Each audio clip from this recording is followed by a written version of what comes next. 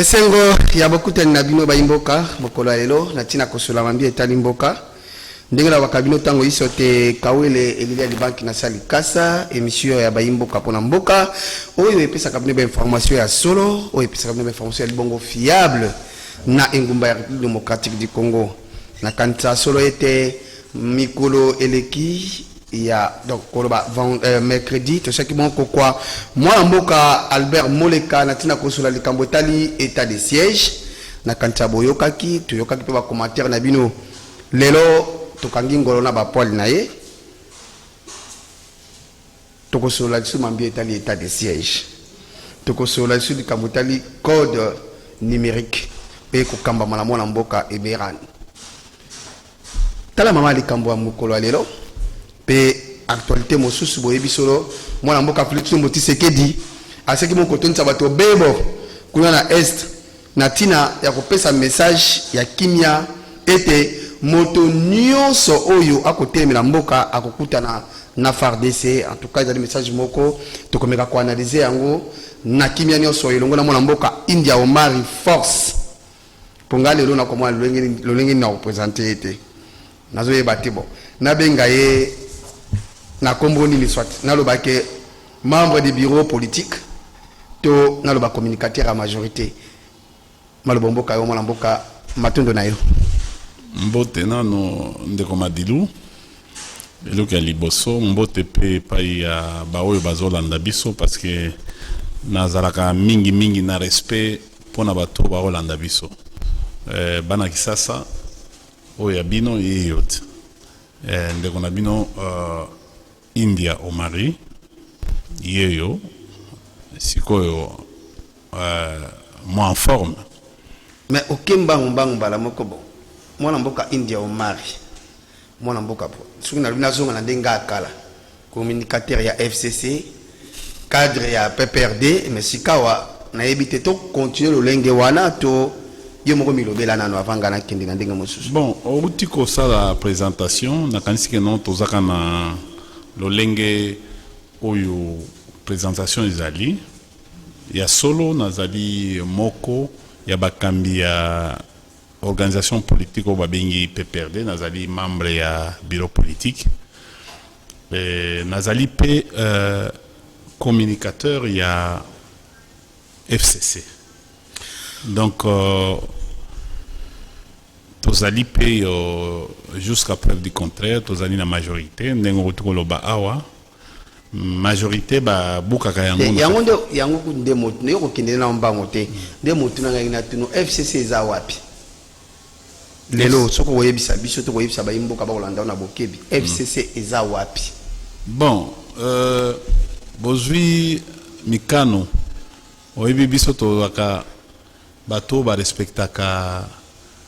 pratiquement mibeko ya mboka biso to salaka neti bongo te bon mokonzi ya mboka na biso mwana mboka Félix Antoine Tshilombo apesaki mwa mibeko mpona makambo etali mesure barrière comme biso toyebi ko respecter fonction wana biso toza bato ya yambo ya kokoka tosala respect total ya ba mesure barrière yango moni ba réunion na biso mikolo ekoma kaka ya kanenge balobaki 20 personnes tozo jusqu'à preuve du contraire tozo continuer ko respecter yango mutuna autre lobby FCC za wapi non FCC ezali une plateforme pour la gouvernance et ali PPRDP ezali toana ba siège na biso toyebi ke no biso lelo tokomona lamuka malgré moi ba divergence moke ezali mais okomona ke lamuka bazana nzela lamuka bazana ba activité bino banda bosila kondongwana pe ko bakte okabwana na oyo babengi lisanga ya cash o lelo yo ekomi bandeko ya union sacrée ba kokamba présidence de la république bino bokoma mosika na yebite FCC evre nini banda bokabona kino lelo oyo kotia mana misala na yebite tsoko kotengela biso tale moko bon biso to buka migbe côté poto sala vandalisme soki to linga to senga manifestation bazoboya bazoya moni to sala tango to zana résistance neto zaliao Mais la différence, tant que tu es comme en opposition, il y a la différence entre Oyo Baleka en opposition et Bisso. Ah, donc pour nous, comme en président, pour nous, comme en opposition, ils ont procédure. Non. Ils ont procédure pour jusqu'à là. Parce que jusque-là, il faut que tout ça m'y opposition, ils ont chômage. Opposition, ils ont une institution où ils ont réglementé dans le Mboko. Ce qui est une constitution, qui est une loi Mboko, comme on a une loi sur l'opposition politique. Biso to kosala différence na bato oyo bayaki ba oyo bazako buka ko boma ko sala mabilo ko mabe biso to kosala opposition à mort ya lolenge wana attendez ndeko madilo na silisa to kosala opposition républicaine intellectuelle instructive soko moni lelo moni ndenge to ye awa comme toza na gouvernement te oyo ya sama musala na biso ezala to ye poto parce qu'on s'oppose contre les idées. Biso tokoya pour s'opposer contre les idées et puis te proposer. Moi, je suis na biso toko kende para ko bomate buka tala bandeko oyo bazalaki awa mboka India Omari na lingi to kene malembe na boni ne sofo mboka balonda biso na boke binyoso obeti di solo ya opposition lobi ke nanu bokotité parce que vous respectez pas mesures barrières état d'urgence parce que tozo ko respecter mibeko ya mboka yango wana c'est-à-dire jusqu'à preuve du contraire biso FCC toza nano na opposition te pourquoi parce que bayaki ko buka yoka to se comprendre bayaki ko buka assemblée nationale en pleine législature ba changer majorité oyo éthique la ko sale matin na monde mobimba. Yangwana donc moi ebosa la opposition ezate to pe ko lobate pour ngai na yango toza na aspect ya résistance contre attendez yoka na mikolo yo tozali pona ko luka na faire comprendre bato ba olanda biso na respect na bango musala o tozo sala mikolo parce que to résister contre les antivaleurs pour résister contre ba oyo bazo ko violer constitution ozomona na ko buka mabibe ko mususu musala na biso yango tozo sala ke non dictature bandi ko s'implanter na kati ya mboka na biso to contre mais to ko contre yango za to bimana balabala ko kende ko buka bandako ya bato ko kende ko sala mobulu to ko sala mobulu te pourquoi la différence c'est quoi parce que lelo biloko nyonso ezali biso na mutu to construire yango bon comment parce que tous on a souci biloko nini balabala ba bureau ba toi fan de la longue koloba ngate que sorte de mouton bino pe ba construire en mona mboka mais sorte de mouton za mala mouton matin sorte de mouton de mona c'est pas ezali matin bulu yeke mutu ko zo mona ndenge ezali eza mala mouton moi mboka on mona déjà ba fusile comment ça le mana sorte de mission stomataka ngo koloba la population te que a les canaboye na muto azo kende na son de mouton bon otala nani muto ko lega liboso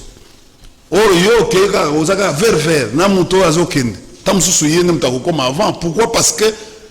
attaque goudron modèle eza ciment ou bien goudron eza likolo ya baso de mouton et puis comment se fait-il so de mouton ça li inanete ba fissile comment ko salema et puis modèle yo so de mouton mais milibiso embouteillage embouteillage est une carte de mouton. Mais pas misale ko salima eza ba besika mosusu ni sala na utilité. Tala. Ozomona oyo ya na tangolo ba so de mouton oyo za na ba embouteillage ebele. Oyo si les na embouteillage. Eza na to bandina no oyo ya kinsuka.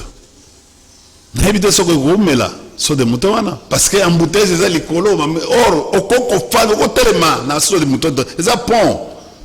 Mais on est sur le cambo. Eza pont. On est sur. Mais yo ko telema oyo ko tema likolo. Wana oyo yawa ya 24 la même chose oyo ya Sosimat la même chose ya masina kutu ndeko lobate parce que kuna ezali neti bazo o likolo ya likonesa mwana mboka India Omari po bokota na opposition esengeli na bino bokota na ngonga nini po olobi déjà que bozana kati jusque là bozana na kati opposition te tozana ba résistant na sisa moto nanga obanina ko pesa ba raison ebele ba kota kina assemblée nationale ba sakili kambo songo pakala eza lokuta mwana mboka nena lo baboy pour nangai na ongai na ko comprendre sika watango komanyo on dirait ndeti opposition et pas na bino la kisite il faut à tout moment qu'on a libanda à tout moment bato batonda parce que bête sur l'état d'urgence ça donc pour beaucoup de opposition bato bandi masolo était boza carte opposition et c'est l'état d'urgence c'est longwa bato baza libanda bon dit koton ba full nde yangwana opposition to il faut opposition ezala même si ata état d'urgence ezali to mona ba Martin Fayulu to mona ba lamuka et qu'on résister qu'on tâche biso te opposition ezali bino siko opposition bino faut ezala lolenge kani yo zo mona te que non eloko tozo sala ezo pesa batokanda parce que biso toza musala na biso ezali tala tango bozoluka soki tosalaka musala te bozoluka discours na bino ya monoko mikolo nyonso ezaka biso ozomona kanda te tala ba discours nyonso esalemi na babulubumbashi na bakolezi eza kanda te ozomona ngo te c'est-à-dire biso tokosala bato calme na biso eza déjà résistance comme tozoloba te ezo agiter bato kofanda kaka na biso te tofandi wana mais tango bakofungola mais bovandi po bozali conscient ya makambo na bino bosalaki oyo botamusaki mboka mabe pendant 18 ans oyo lelo balobi te Sauveur aye Fachi Beto aye pour kopongisa makambo ke de bongo elongo bani yango bino bovandi po boyebi te bozali na discours mo bosala réalité parce que kovanda ngo ezali parce que bozali na raison to ezali te boyebi mabe na bino pe bambeba na bino nde bovandi mwana mboka Macron pe babenga ka birent na France bino bolingi ba slogan parce que oyebi ba biloko oyo toyebi na yebi lwambu makia de tango ayembaki non bandoki basilité banani bazali bandoki na lobi boye non ngala zoto na osala kaka na bibo parce que mouvement oyo ya MP ezongi lisu makasi mikolo na babiloko boye mouvement ezongi makasi ya biso candidat Mobutu cesse ya biso candidat Mobutu cesse mais ngana kanisa te na kanisa te na tangwa ya na tangwa mwa mboka Joseph Kabila Kabange to moni bato mingi bayembi soki ya moninga bato bayembi likambo yi wapi Kabila tela jamais koloba makama Mobutu soko zana discours oyo Kabila finga Mobutu bi aloba est-ce que na kopesa yo article moko oyo loba makana kanisa na kanisa malamu na 2018 na kanisa article moko soki Kabila komi soki balukinga na koloba kombo ya article ngo mais na yebite baloba ne touchez jamais ne donne jamais la retraite prématurée à Joseph Kabila Kabange. On est dans le côté français. Ne donne jamais la retraite prématurée à Joseph Kabila Kabange. Bato bozaka na bango kosala ilongo. O bazali ko kumisa ko lobate Kabila kotika la seko. Toyebi bango. Toyebi na bakombo na bango. Mais lelo soki yo lobite oyembi nzembo ya biso candidat Mobutu Sese. Mabe ezali wapi? Soki na moto alobi ne donne jamais la retraite prématurée à Joseph Kabila Kabange. Na moto ayembi ya biso candidat otik heureusement que yembi Mobutu po tangi kombo ya moto te otik kombo ya Mobutu mabe ezali wapi aza mokonzi ya mboka azaki mokonzi ya mboka et si aleka azali suspect non il faut qu'on paie ses respects biso tozana eti baninga oyo bafinga Kabila te biso epa na biso bapesa Kabila pesa biso koma kotosa mikonzi et surtout yango omona awa tokosala critique mais jamais okomona ngai na kei na ye na etando ou bien mutu apepeda ya kupanda kofinga mokonzi ya mboka tokosala jamais lokwana mais toko critiquer parce que la contradiction na démocratie nde yango de démocratie alors les locaux de l'opposition moi critiquer exacte faut le badesco bosembo moi critiquer exacte mais bosembo yango critique te parce que babenga ngo critique soit négative soit positive zela na répondre ndeko madilo zela na répondre biso to sale musala maloba muke misale belé Paul Wange o monaka Paul Wange soko moni moto lelo efandi eza belé na kata kisasa bauti na secteur moni bauti secteur kuna miba nzimwanka parce que ngai so nazaki bato ya IDPS na 400 millions wana oyo bazwaki wana pona kosala saut de mouton banini tout ça 400 millions de dollars fallait ka batia yango na miba pona wambrouiller ndenge bazo wambrouiller biso lelo omoni ke no bayaya kisasa ekoma ya bango ata suka ya kotuta na mutuka oyo koloba te et puis bango moko bazo sala justice bakotumbelo car au vu au su et aucune jusqu'à présent toujours qu'il n'a état de droit aucune autorité a sa telema pona ko loba ke non na lingi comportement wana isu esalema te baya yo bautaki na manzela wana bazo sala loi na bango na kata kisasa bon biso bana kini to komotala ka bango basala eloko na bango parce que ezali ndenge bazo mema loyenge na bango nyonso wana kaka bienfaiteur ezali mais moi c'est la sonité zela masula ba 400 ba 40 millions mais soki batiaka zela soki batiaka yango na miba mbele lelo tozana lisolo mususu enga créer emploi mais ndenge ekei na ba poste na bango boyo sala procès moko bidon oyo toyebi te nani muyibi nani ayibi te ebongo mbongo abukanga lonjo awa lelo soto lobi te kimia ozana moto abukanga lonjo oyo eleki même bambongo bamonta oyo kotanga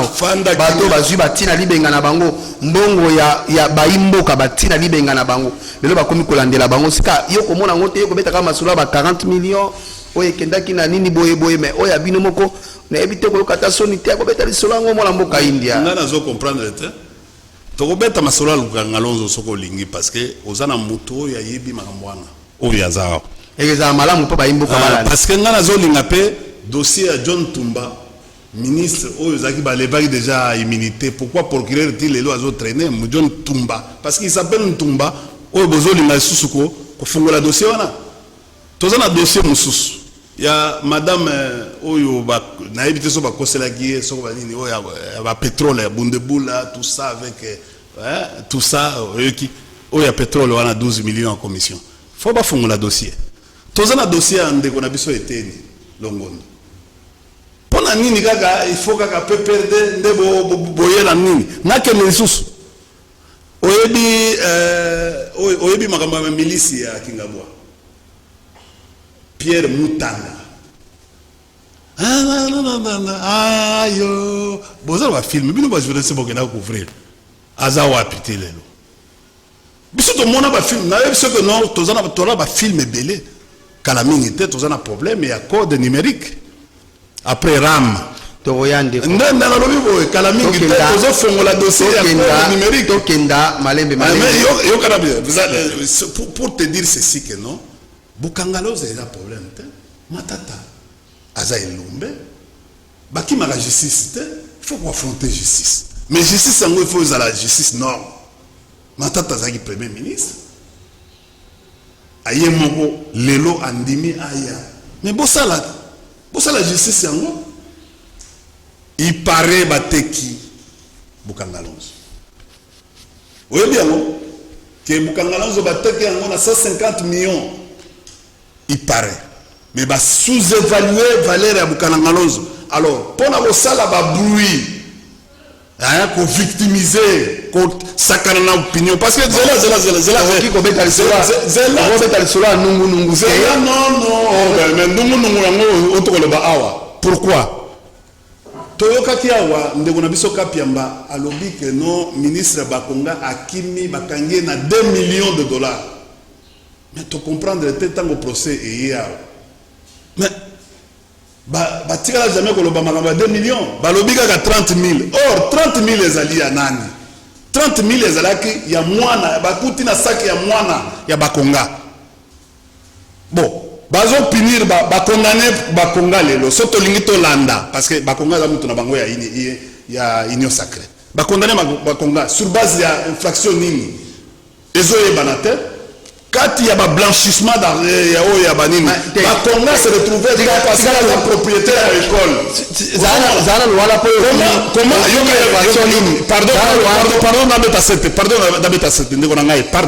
Pardon. Est-ce que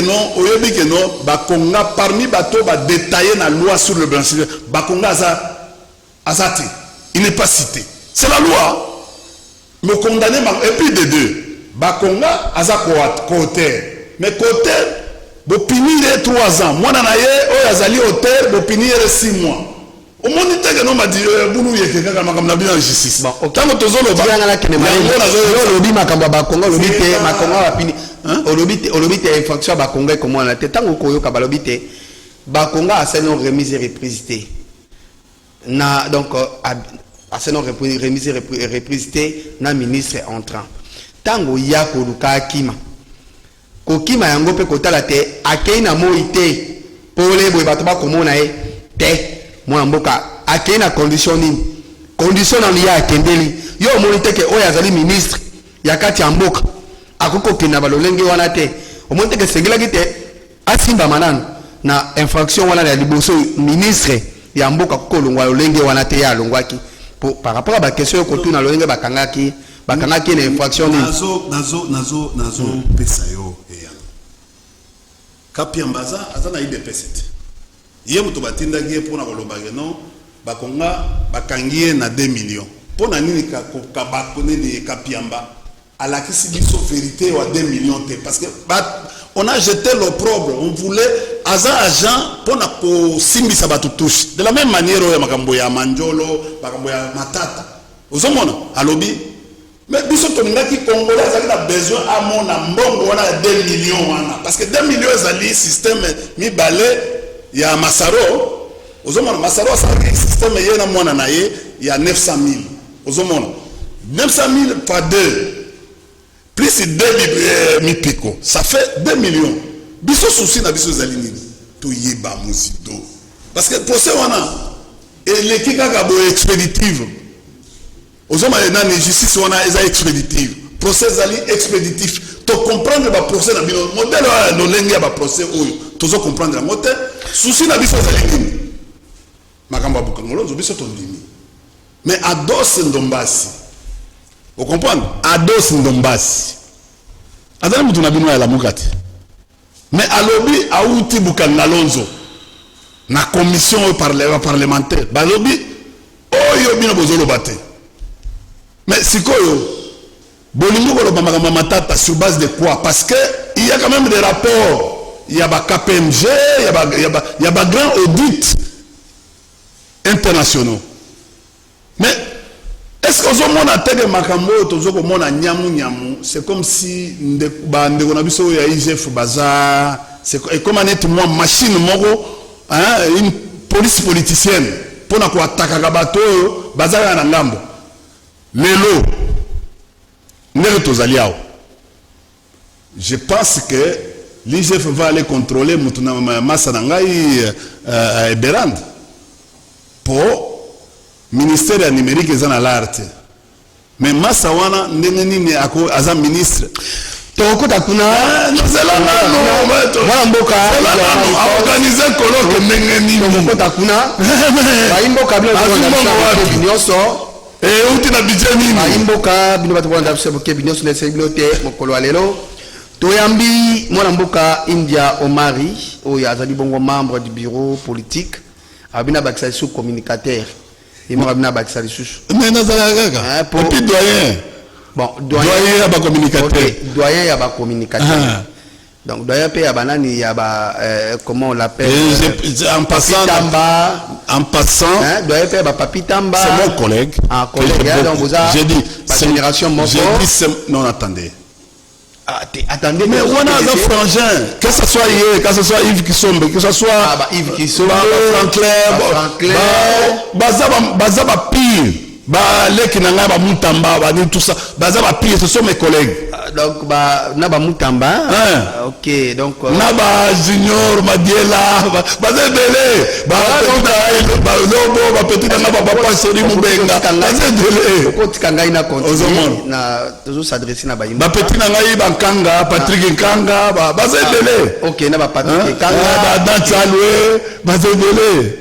okolo baboni na likambo etali etali est-ce que okotikanga na kende te okotikanga na kende na likambo etali état de siège au mwana mboka Félix Tshisekedi asaki bongo ko déclarer koloba te esengeli bongo état de siège esalema na nord Kivu pe na Ituri o wapi lelo même bakonza mapinga baseri kovana na kata ngwende na tina te makambo ya este esila complètement nayebi te ntango oyoki likambo ya bongo esengo nini esali yo lolingi kani okokoko loba mpona mwana mboka Félix Tshisekedi Tshisekedi na ngonga ye oyebi mokonzi na biso alobi makambo etali mapinga, ça c'est de la coutume. Joseph Kabila Kabangi tokoki kosala kocontredire mapinga na biso te parce que toza ba patriote ayebisa biso et outi ko répéter yango il faut yango monaka ke non ezala nomination ya ba mapinga wana oyo ezalaka to soutenir kaka parce que bango mutu bazo lala libanda pona biso bango bazo wa pona biso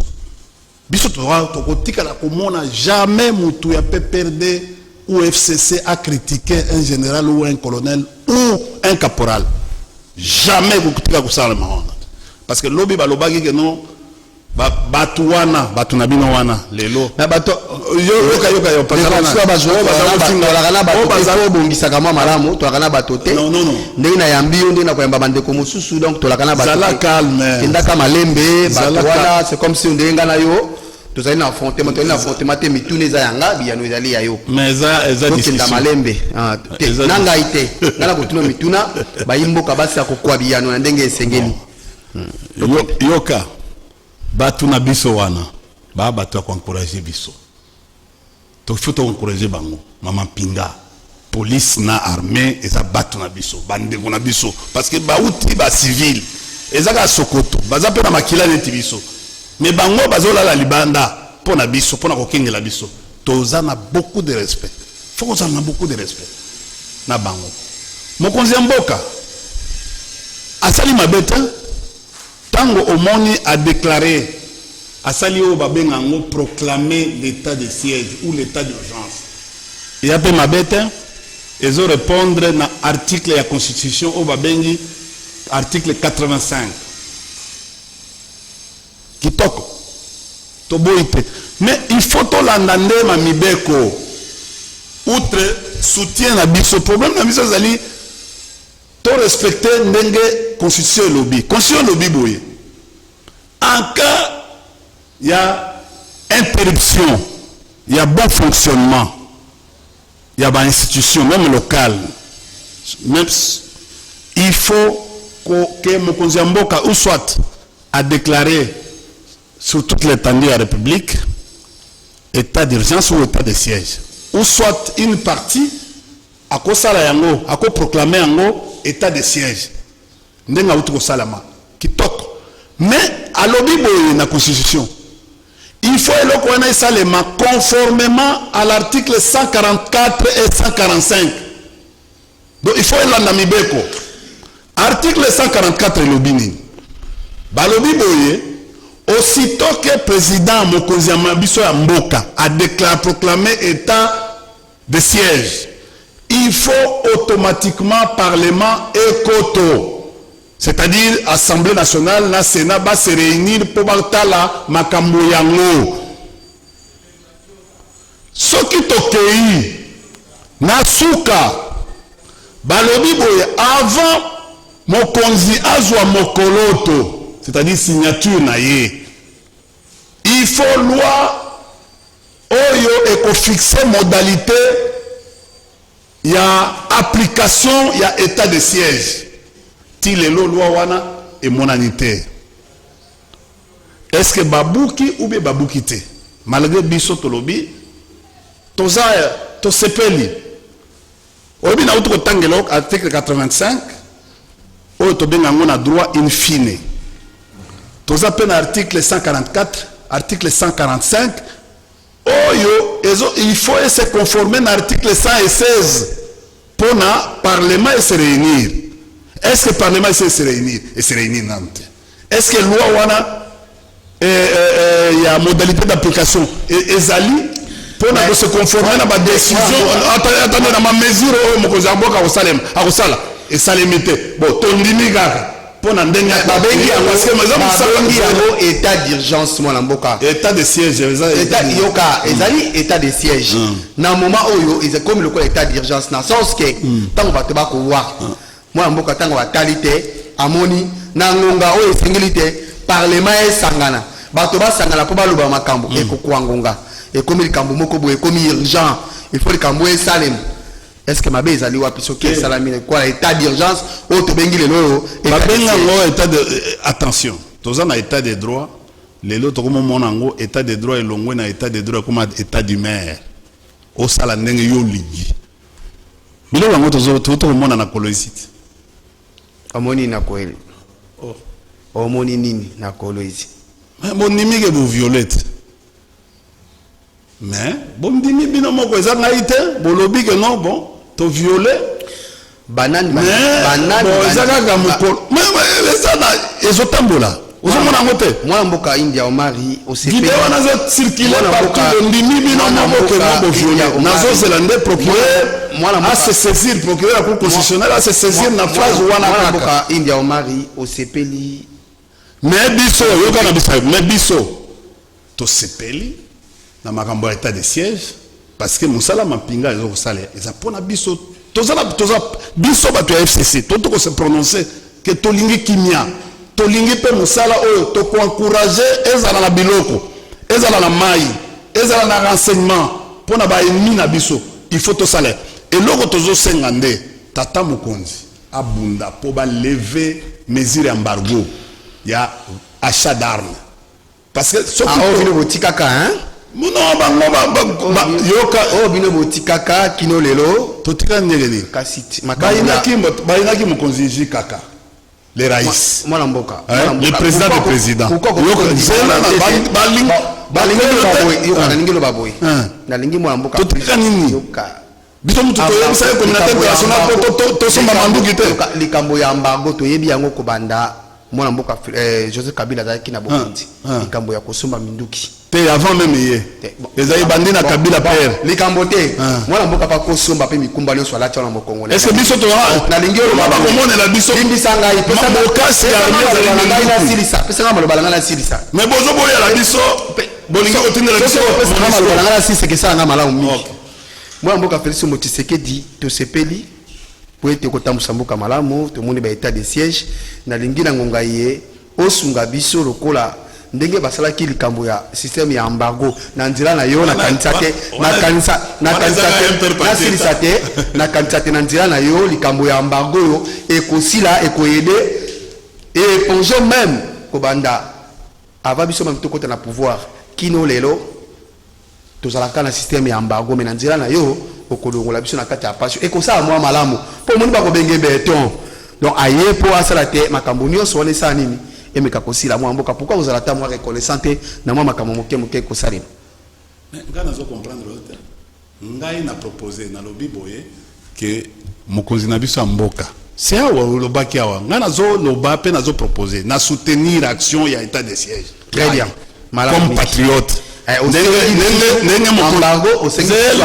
nabakisi kaka tokende ti osengi mpe lisusu embargo esila c'est ça non yo kokomplete ngai te tika ngai naloba parce que ngai moto nayebisaki yo bayimboka bakolanda zala calme okozwa mpe biyano lelo ezali ya bato non plus likambo te yo moto kobanga ngai nakobanga te ngai aza kawele lili ya libanki kawele ngai naza aigle tala bayimboka sikoyo yo oza kawele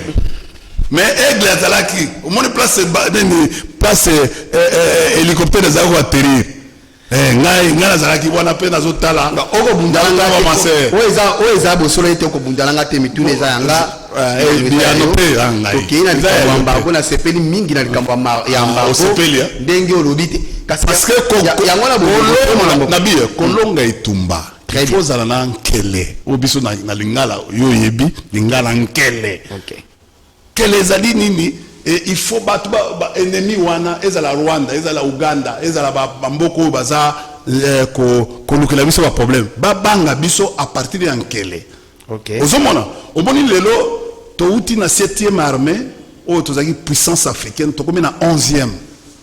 depuis mokonzi na biso atika armée tokoma korekile toza na besoin lelo soda parce que soda ezali sokoto, soda ezali munduki, soda asalaka tembe, soda azala munduki na ye eloko oyo ezalaka ya malamu. Vous comprenez? Au moins même temps où on a un téléphone pour le ministre ya communication que non au sali mabe fallait pas qu'on le baille le non moni malgré maigre moyen logistique et armée na biso donc on le baille le parce que aux autres là qui ça est mis position na biso. Vous comprenez? Ça ne peut pas se dire na télévision. Aux autres biso souci na biso lelo ezali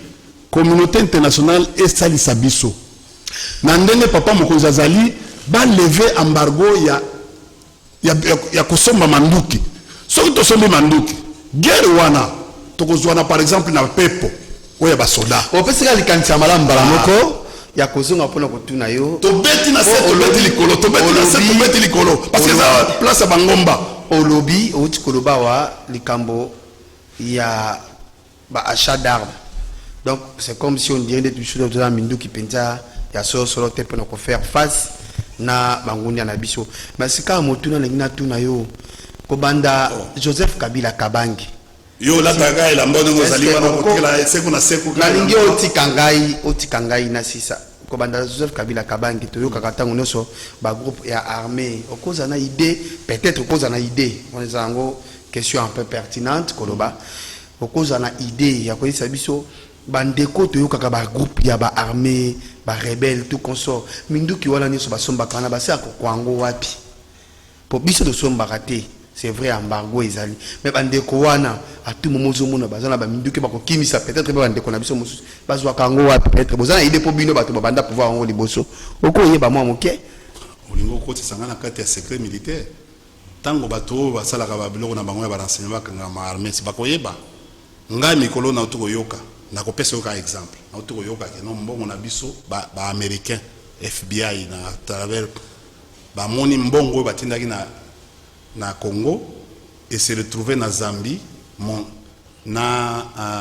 Tanzanie na bamboka mosusu ben nazo mituna siko bango bayeba indeni parce que bayeba numéro à partir ya numéro ya mbongo bayebi que no tel montant totindi yango par exemple 20 millions totindi yango na RDC na ba numérotation so ba yeko retrouver mbongo wana na Zambie ba américain balobi ezali na blanchissement d'argent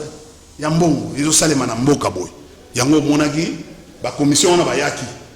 moi mboka ndio mari na nous za makasi mais makasi na zo ya bisayo vous avez mutuna na yo kende ko tuna parce que chaque fois bakanga neti bandeko ba to kanga bango zomona ba groupe armé ba se rendre tango ba se rendre na minduki na bango ba komona numéro ya minduki ba we ba minduki yo zalaki euti na Rwanda oyo euti na Burundi oyo euti na Uganda parce que bamboko bazobundisa biso ezaka Uganda Rwanda ozomana yango ba congolais nyoso ayebi ke no bamboko ezobundisa ba oyo ba groupe armé wana eza ba sous-traitant mais bamboko ezobundisa biso ezali bamboka wana il faut total origine ya maminduki na bango na ba mateni na bango ozomona il faut total biso tozana ba teni na biso par exemple eza conforme oyo bah, les constituants avaient voté. Tu as vu que nous avons tenu vert avec na batenu mususu oyo ya garde républicaine. Mais oyo batenu oyo yebani na loi te. Mais il faut bon landela ngo. Moi mboka india omari il faut toko kenda ko ya mboka ya malai toko kenda malembe. Sinon ça au moins batenu malembe na so. Ya wana ngala lisana motuna. Il faut la motuna. Moi mboka Félix Mbolo Tshisekedi toto samibeko. Moi mboka Félix Mbolo Tshisekedi lokola kumu ya ekolo ya État donc koloba Union africaine oyo lelo yo te sili bon kokwa aide ya bande ko na biso ba Kenya koloba pe ba angolais o ba kosia bon kotia biso pour na likambo etali bongo est hein elongo na bande ko na biso ba kondio ba o ya armée o ba si bon kokwa pe bangwende na bango na tina te makambo wana ezala esila ko mettre fin na ebite okoloba boni na lisungi ya bandeko ya Kenya na lisungi ya bandeko ya Angola okoloba boni ngana zana espoir ya mapingana biso pona nga India omari ngai eloko eleki mapinga na biso eza te oza na mwa zela ozotuna bazala minduki te utikoloba bazala minduki ya malonga te nalobi boye eza ngai te nga moto nalobi yango te yo moto lobi na ministre nalobi ministre ya communication napesaki ye ndingisa na bike no bazobaka bongo te na etando eke ozali ministre balobaka bongo te d'ailleurs kutu soki ezalaki kodépendre na ngai communication wana basalaki yango esalema te c'est stratégique basurprendaka ennemi sur le terrain okoki koavize ke no nazoya bino bosopena bango combien de mais M23 ezalaka CNDP ezalaka Mutebusi akenda wapi est-ce que yo oyebaka te ke no biso tobeta Rwanda tina Gitarama tokota na Rwanda mais baloba autant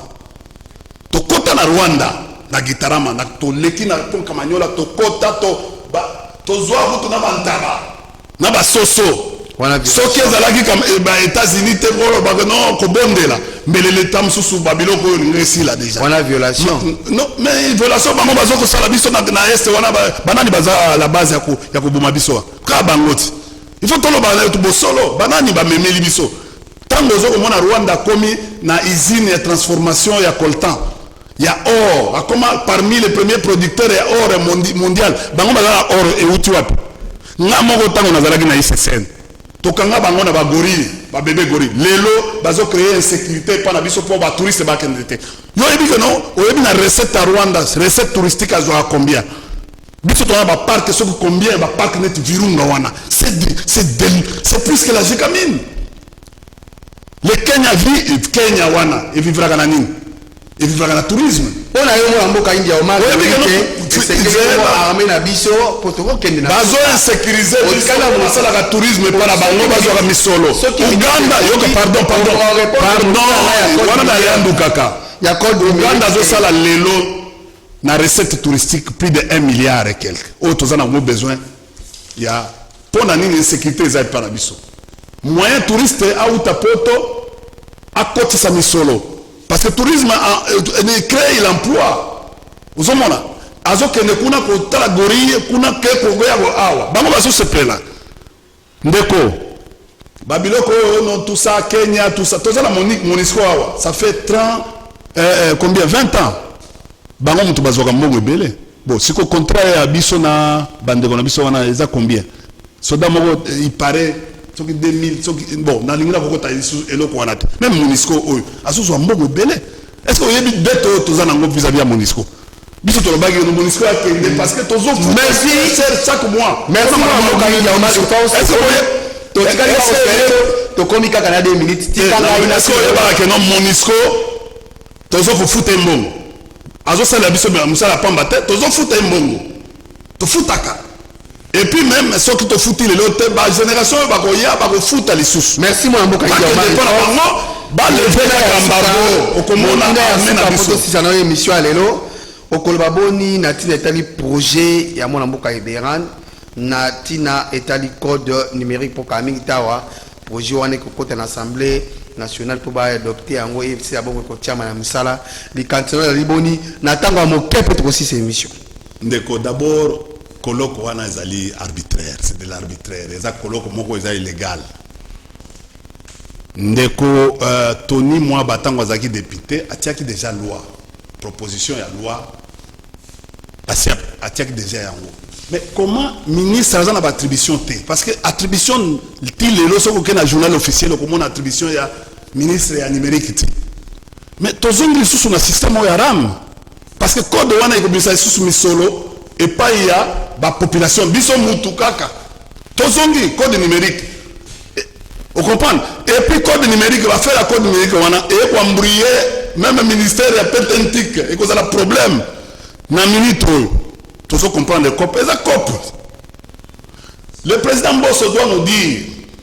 la vérité sur ça. Est-ce qu'il a écrit une lettre au premier ministre? Le président Bosso il a écrit une lettre au premier, parce que c'est le président qui devait écrire une lettre au premier ministre pour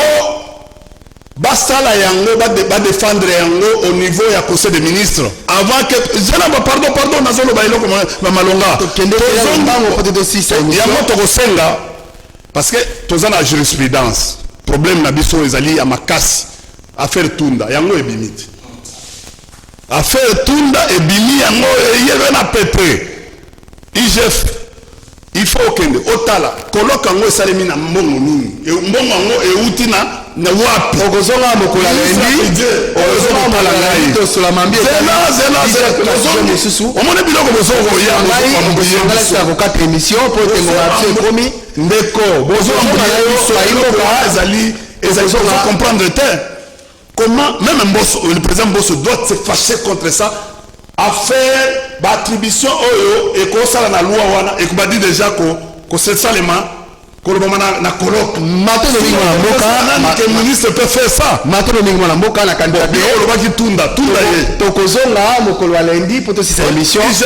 sa continuité suka ya émission ezali mokolo lendi na pas affaire à péter mboka india omari procureur général obengani mokolo lendi ozalaki na raison pour professeur ekokisami bato rompi penza tosuki awa bayimboka tokuta na mokolo lendi na numéro mosusu ya sika procureur général a se pencher na terre oyo ya sur la loi